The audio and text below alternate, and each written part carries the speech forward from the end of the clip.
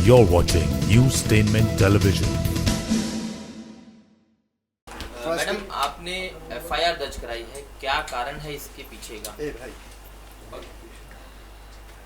इसी कारण तो ऑब्वियसली जिस लॉ में इट्स कॉल्ड सेक्सुअल हैरेसमेंट, ये सिर्फ एक रीज़न नहीं था उस वक्त जो आज मुझे लोग पूछ रहे हैं कि अभी क्यों, तो ये उस वक्त का ये एक सिर्फ रीज़न नहीं था। उस वक्त बहुत सारी चीज़ें थी और उस वक्त चीज़ों को बहुत अलग तरीके से पोर्ट्रे करके दिखाया गया।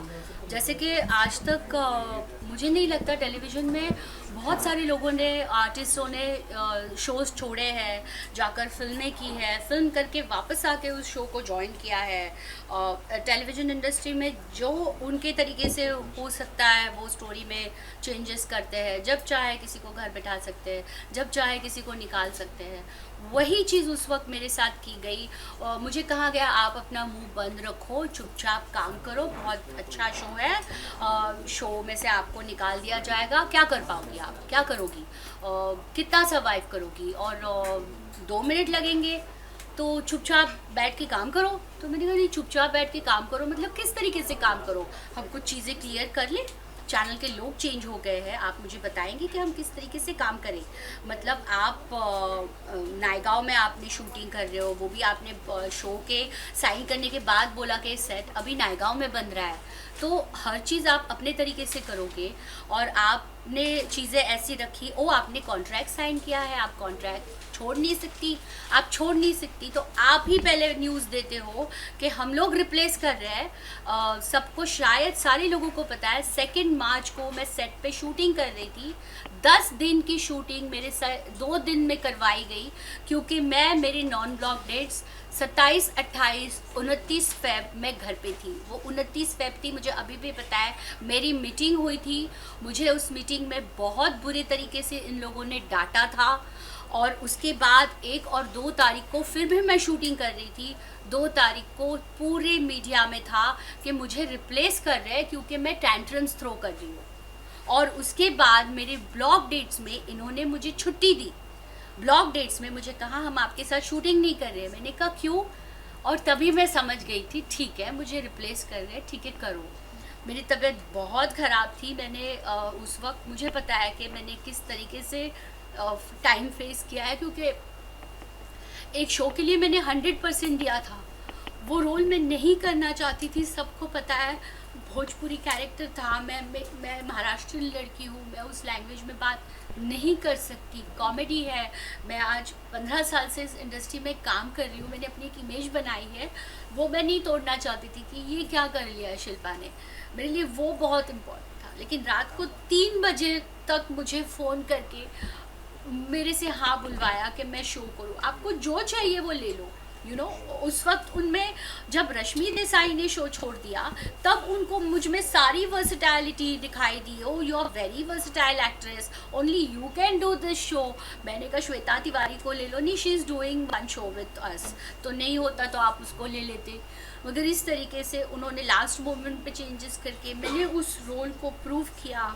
उस वक्त हमारे शो का प्रमोशन नहीं किया गया था। आपके क्या राइट्स है, आप कौन होती है बोलने वाले कि शो के प्रमोशन नहीं किया। मैंने कहा वाओ इट्स वेरी इजी। मतलब आर्टिस्ट सिर्फ पपेट्स है, आर्टिस्ट सिर्फ आके काम करेगा, आप उसके मुंह पे पैसे फेंकोगे वो काम करेगा। That's super. उसके बाद चैनल के लोग चेंज हो गए और आपकी हर चीज़ सिर्फ 1 साइडेड है, सिर्फ 1 साइडेड है। आपको छुट्टी देना, नहीं देना, नहीं हम कल शूटिंग करेंगे, अरे मेरी डॉक्टर अपॉइंटमेंट है, नहीं हम तो शूटिंग करेंगे। हम नायगांव शूटिंग करते, वहाँ पे हमें कोई सिक्योरिटी नहीं, कुछ नहीं। बात करने जाओ, कुछ लोग बहुत प्यार से बात करते हैं। मिस्टर संजय कोहली बहुत प्यार से बात करती है, जैसे तो शुगर टपकती है उनके मुंह से, इतनी प्यार से कि डोंट वरी मैं हूँ ना, मैं हूँ ना। और उसके बाद मिसेस बेनेफर कोहली आती है और इस तरीके से अपने कॉन्ट्रैक्ट्स दिखाती है, ये आपने लिखा है, ये आपको मिलेगा, ये आपको उसी वक्त बोलना चाहिए था। इस तरह की लैंग्वेज में बात करती है। मुझे समझ में नहीं आता था यहाँ पे किस तरह से बात करनी चाहिए। आज मेरे ख्याल से उसके बाद मैंने बहुत सारे इंटरव्यूज़ देखे जिसमें सौम्या टंडन ने कहा कि मैं अपनी कपड़े खुद डिज़ाइन करती हूँ, उनका नाम भी आता है शो में, और मेरे लिए कहा गया कि मैं खुद डिज़ाइनर मांग रही हूँ। मैं मेकअप आर्टिस्ट मांग रही हूँ, मैं हेयर ड्रेसर मांग रही हूँ, मैं बहुत सारे पैसे मांग रही हूँ, इसलिए मुझे शो से निकाल दिया जा रहा है, मैं सेट पे टाइम पे नहीं आती। किसी की इज्जत उतारना, इज्जत उछालना बहुत आसान है, एक लाइन में आप सारी चीज़ें बोल देते हो। लेकिन आज 15 साल से मैं इस इंडस्ट्री में हूँ, उस इंसिडेंट्स के बाद मुझे कितने जवाब देने पड़े, मेरे मेडिकल बिल है मेरे पास, मैंने इतना सफ़र किया है उसके बाद, मेंटली इतना टॉर्चर हुई। मैंने उस वक्त भी कहा था, मैं शो करते वक्त मेंटली टॉर्चर हो रही थी, सब कुछ उनके हाथ में होता है। और अल्टीमेटली जब मुझे आपने घर पे बिठाया, मतलब मुझे डराने के लिए कहा, और बाद में आकर आप बोलते हो आप शो करो, आपको मैं शो छोड़ के चली गई। आप मुझे बताओ, 4 दिन के बाद आपको शो पे इस तरीके के बुलाया जाता है, क्या आप वहाँ जाकर काम करोगे? और इसको साइको बोलोगे या सेल्फ रिस्पेक्ट बोलोगे? ये मैं ख़ास लोगों को उस वक्त भी बताना चाहती थी कि ये मेरा सेल्फ रिस्पेक्ट है, कि मैं नहीं करना चाहती थी उन लोगों के साथ काम। मैंने कभी भी, शायद मीडिया को पता होगा, मैंने कहा था कि प्रोड्यूसर चेंज करेंगे तो वो मेरा शो है, मैंने उस शो के लिए मेहनत की है। मैं ये पूछना चाहूँगी, ऐसा किसने होता है कि आपके को आर्टिस्ट आप 1 साल भर काम करते हो और आपके साथ बात तक नहीं करते, आप आपका फ़ोन तक नहीं उठाते, आप दिवाली ईद के लिए उनको मिठाई भेजते हो, आपको रिप्लाई तक नहीं करते। ऐसा मैंने क्या कर लिया था? क्या मैंने सेक्सुअल अटैक किया था किसी के ऊपर? किसी को मैंने अब्यूज़ किया था? मेरी को आर्टिस्ट सोम्या टंडन को मैंने ये इंसिडेंट्स बताया था। मुझे प्रोड्यूसर के 2 दिन के बाद फ़ोन आके वो मुझे फायर करती है कि इस तरह की हरकतें आप कैसे कर रहे हो, आप इस तरह का कैसे बात कर रहे हो, मतलब। और उसके बाद आप स्टेटमेंट देते हो, या ब्लाउज़ का फिटिंग ठीक होने से सेट पे नहीं आना ये कोई रीज़न नहीं हो सकता। Yes, this is the reason, you know, she knows that reason, what was the reason, कि ये सिर्फ रीज़न नहीं था। मुझे मेरे आर्टिस्ट मतलब वो स्टेटमेंट दे रहे, बस मैंने शूटिंग पे आना बंद कर दिया। आज मेरी इतनी तबीयत ख़राब थी, फिर भी मैंने शूट किया है। लोगों को पता होगा मेरा आवाज़ चला गया था, मुझे वोकल कॉर्ड पे इन्फेक्शन था, मेरी आवाज़ नहीं निकल रही थी। लोगों ने खुद देखा हुआ है, मौन व्रत का एपिसोड इन्होंने बनाया था, मैं एंटीबायोटिक ले रही थी, नींद आती थी, लेकिन फिर भी मैंने शूटिंग की है। इनके सीन नहीं लिखे गए, हम सेट पे जाके बैठ जाए, क्या यही आज 12.5 करोड़ आप मुझ पे क्लेम कर रहे हो? ऑब्वियसली मैं उसके लिए तो फाइट करूँगी, क्योंकि 12.5 करोड़ मतलब मैं काम कर रही थी तो मेरी इतनी सी भी वैल्यू नहीं थी, और मैं शो छोड़ने के बाद आपका 12.5 करोड़ का लॉस हुआ है। वाओ, ये तो बहुत बड़ी बात है। इसके लिए डेफिनेटली मैं तो हर रास्ते हैं इसके लिए। और आज मैं इस चीज़ के लिए बताना चाहूँगी कि इस तरह की चीज़ें होकर उस तरह उसको दिखाया गया कि एक अजीब अलग रूप देकर उसको पोर्ट्रे किया गया, और कि मैं कुछ बोल ही ना पाऊँ। लेकिन आज मैं ये बताना चाहती हूँ, मैंने पूरे 1 साल, जितना मैंने, सब लोगों को ऐसा लग रहा है कि 1 साल हो गया, लेकिन 1 साल में 7-8 महीने, 2 महीने तो मैंने आके मीडिया को दिए हैं इसको जवाब देते देते। उसके बाद 7-8 महीने तो मैं अपनी बीमारी में गई हूँ। जिस तरीके से इन लोगों ने मुझे टॉर्चर किया, ये लोग आर्टिस्टों के, लोगों के फ़ोन रिकॉर्ड करते हैं। इन्होंने फ़ोन रिकॉर्ड किए हुए थे, मेरी हर चीज़ पे खबर रख रहे थे, मैं कहाँ जा रही हूँ, क्या जा रही हूँ, किसका काम कर रही हूँ, बस मुझे काम नहीं करने देना था। पता नहीं मुझे कितने आर्टिस्टों ने बताया, आज जाके बताया कि ये लोग स्पॉट बॉय से खुद आर्टिस्टों की चोरी करवाते हैं, मिसेस बेनेफर कोहली। ये मैं ख़ास बताना चाहूँगी। आर्टिस्ट कुछ लोग बोल नहीं पाते सामने आकर, लेकिन मुझे ये बात समझ में नहीं आती क्यों नहीं बोलते। आर्टिस्टों की चोरी करवाई। किसी ने तो मुझे कहा था ध्यान से, ये तो पता नहीं मेकअप रूम में कैमरा भी रखा होगा, हिडन कैमरा। मैं इतनी डर गई थी, मतलब आज भी मुझे ऐसा लगता है क्या वहाँ पे कैमरा था जब मैं शूट कर रही थी, तो मे भी हो भी सकता है, नहीं भी हो सकता है। बहुत सारी चीज़ें लोग बाद में बोल रहे हैं, लेकिन मुझे समझ में नहीं आता तब क्यों नहीं बोलते। और आज मैं इस चीज़ को लेकर, मैंने इतनी FIR करने के लिए मैं इतना इजी नहीं है किसी के बारे में इस तरह से बोलना। आज मुझे पता है मुझे इस इंडस्ट्री में सर्वाइव करना है, इट्स नॉट इजी इस तरह का बोलना, मगर जिनको जो सच्चाई पता है मुझे शायद बताने की ज़रूरत नहीं है कि सच्चाई क्या है। और बाकी सारी चीज़ें आपके सामने है। मेरा यही कहना है कि आज मुझे बदनाम करके, मेरे साथ सारी चीज़ें करके, शो चल रहा है, शो ऑन एयर हो रहा है और हर चीज़ अच्छे तरीके से हो रही है, और मुझे अभी भी टॉर्चर किया जा रहा है, अभी भी टॉर्चर किया जा रहा है। अभी भी मेरे कहीं काम के लिए मैं जाती हूँ, आपको बेनेफर कोहली का पेमेंट देना है ना, मैंने कहा मुझे उनका पेमेंट देना है, हाँ आपका पेमेंट देना है, और जब तक आपकी केस चल रही है, मतलब मैं काम ही नहीं करूँ। शायद सबको पता होगा मैं एक ट्रैवल शो कर रही थी, उन लोगों को खास बोला गया, उनको धमकाया गया, उनके फाइनेंसर ले लिए गए कि आप शो नहीं कर सकते मेरे साथ।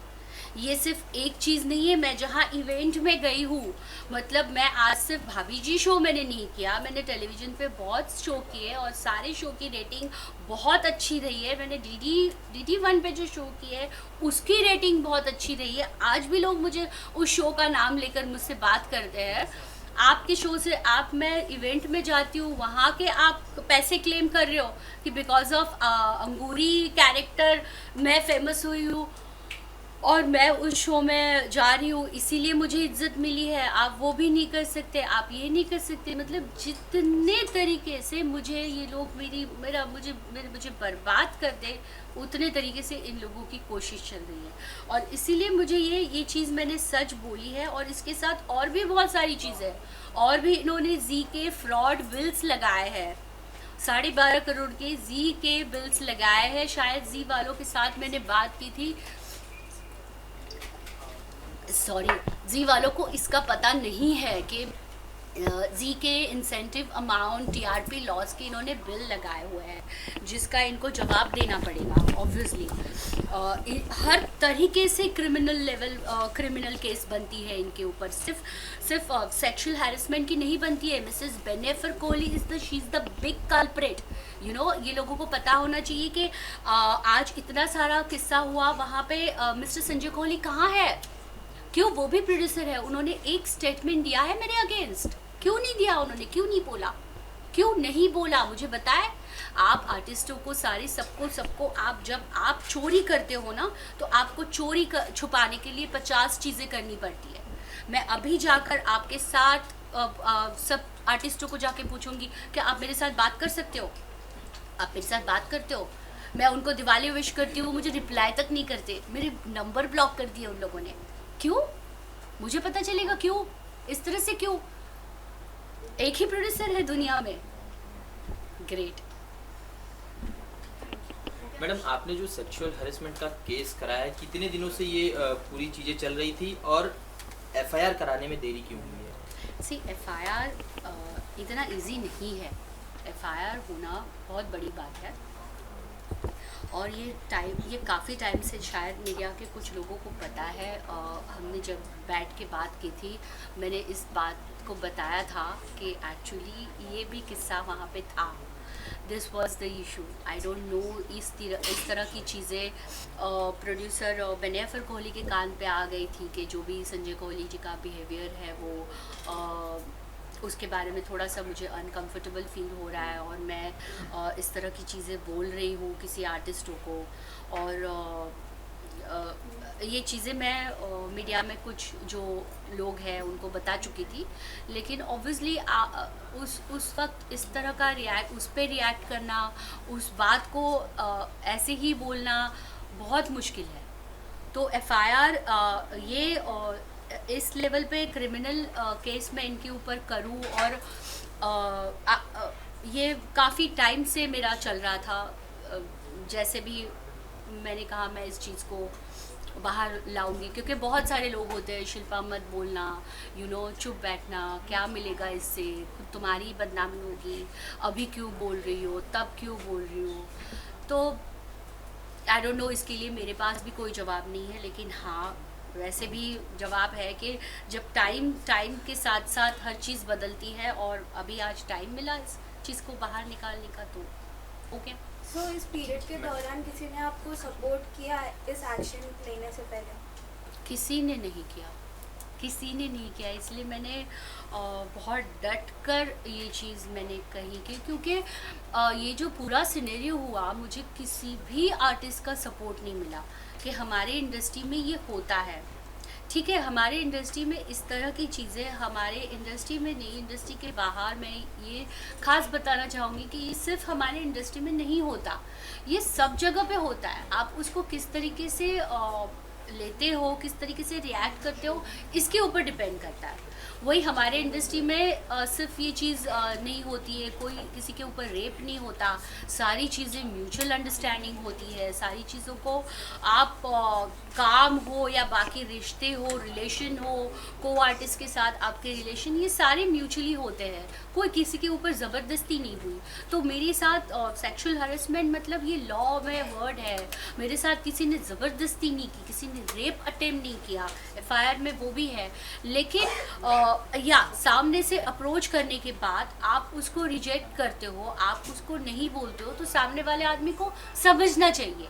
और आप जब मैंने आज उसकी कंप्लेंट की है तो it's a complaint, it's a sexual harassment कि मुझे वहाँ पे ये प्रॉब्लम थी, जिस चीज़ को उस वक्त दबाया गया, और उसी चीज़ को बाहर नहीं आने के लिए इतने सारे चीज़ें मेरे ऊपर थोपी गई, इतना सारा मुझे जानबूझ के मैं हर चीज़ का जवाब ना दे पाऊँ और इस बात को नहीं बोल पाऊँ, इसीलिए बहुत सारी चीज़ें सामने रखी गई।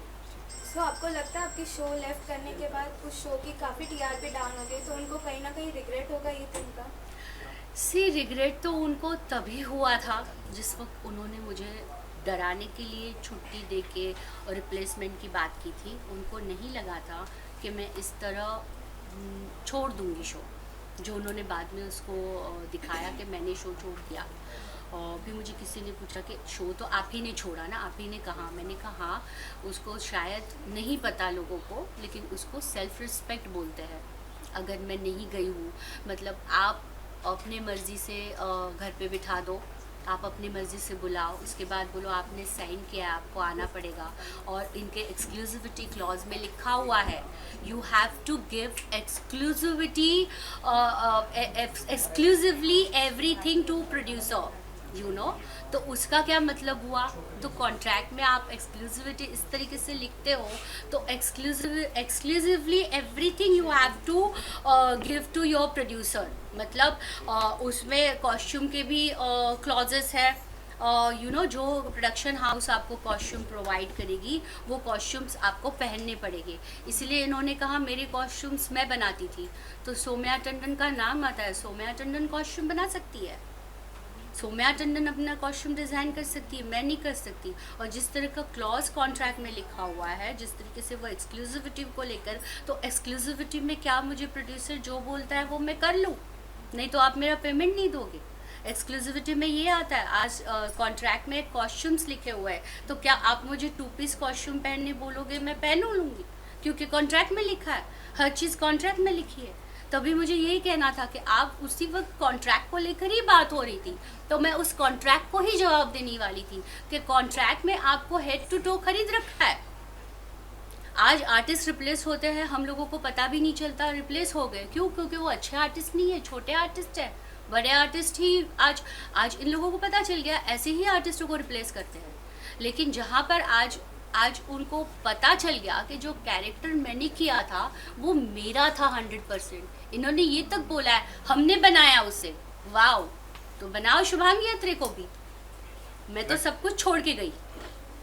आप बोलते हो कि हमने बनाया, आर्टिस्ट को हमने दिया, आपने लिखा, उसको उसमें सोल मैंने डाला, मैंने उसके लिए मेहनत की है, सारी चीज़ें मेहनत मैंने की है।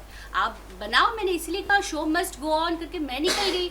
मुझे माफ़ करो, मुझे नहीं करना आप लोगों के साथ काम। This is Newstainment Television. Newstainment Television.